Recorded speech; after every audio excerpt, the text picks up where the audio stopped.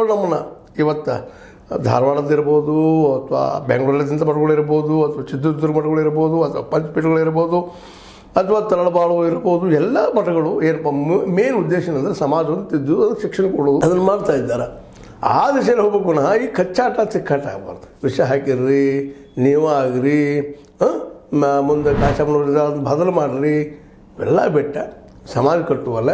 ಮೀಸಲಾತಿ ಒಂದಲ್ಲ ಅಲ್ಟಿಮೇಟ್ ಗೋಲ್. ಇಡೀ ಸಮಾಜಕ್ಕೆ ಅರ್ಥವ್ಯವಸ್ಥೆಯನ್ನು ಗಟ್ಟಿ ಮಾಡಿಕೊಡೋದು, ಕೇವಲ ರೈತ ಗಟ್ಟಿ ಮಾಡಿಕೊಡೋದು ಮಾರ್ಕೆಟ್.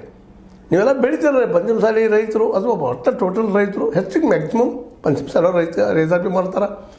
ಅವ್ರ ಮಾರ್ಕೆಟ್ ಸಿಕ್ತು ಲಾಭ ಆತಂದ್ರೆ ಅದನ್ನ ಅವ್ರು ಬಳಸ್ತಾರೆ ಧರ್ಮ ಸಲುವಾಗಿ, ನಮ್ಮ ಬದುಕಿಗೆ ಅಂತ ಹೇಳ್ತಾ ಈ ಒಂದು ರಾಜಕೀಯ ಜನರ ಮಾತುಗಳ ಕಿವಿಗೊಳದ ಮೃತ್ಯುಂಜಯ ಸ್ವಾಮೀಜಿಯವರು ತಮ್ಮ ಮುಂದಿರುವ ಗುರಿ ಪಂಚಮಸಾಲಿ ಬಡವರು ಅಥವಾ ಅಲ್ಲೇ ದುಡಿಯುವ ವರ್ಗ ಅವ್ರ ಸಲುವಾಗಿ ಇನ್ನಷ್ಟು ಏನಾದರೂ ಪಾಸಿಟಿವ್ ಆಗಿ ಏನೂ ಇರಲಿ, ಜೊತೆಗೆ ಇನ್ನುಳಿದ ಏನೋ ಮಾಡಲಿಕ್ಕೆ ಸಾಧ್ಯದ, ಅದರಲ್ಲೂ ನಮಗೆ ಮಾರ್ಕೆಟ್ ಮಾಡಿಕೊಡ್ರಪ್ಪ ಅನ್ನುವಂಥದ್ದು. ಯಾಕಂದ್ರೆ ಬೆಳೆದ ಬೆಳೆಗೆ ರೇಟೇ ಬರೋದಿಲ್ಲ.